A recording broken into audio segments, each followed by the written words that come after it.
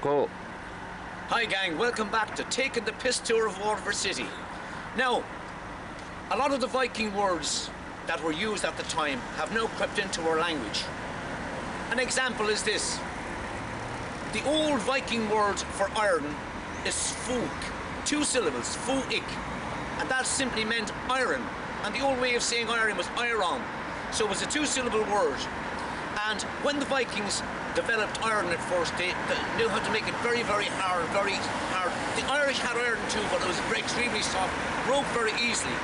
And when the Vikings came here and attacked the Irish, they had these fearsome weapons with them made of iron. And the Irish soon learned the name for those, fú-ik. And to turn fú-ik into a verb, you put ing on the end of it. So fú-ik became fúking. So when the Irish would see the fearsome Vikings running in with their big broadswords made of iron, they say, "Run quick, he's got a fucking hatchet." It's the same, if you look over at Reginald's Tower, you'll see the door, the iron door here.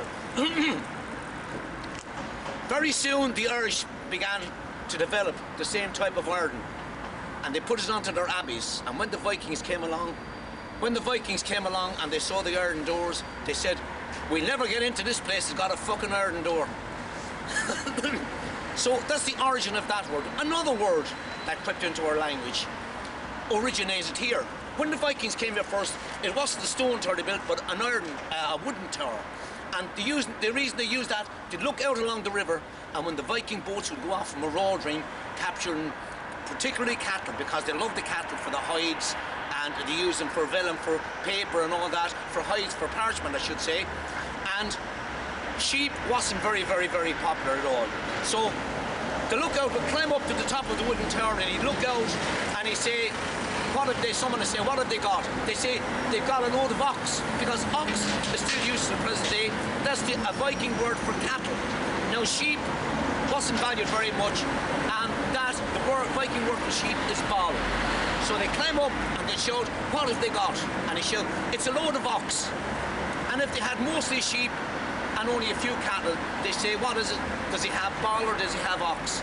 Your man at Clemmy say, "Not too much sheep, no, too many sheep and not a few cattle." They say, "It's only a load of bollocks."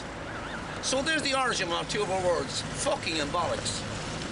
So, gang, we'll be back again with another little Taking the Piss Tour of Waterford.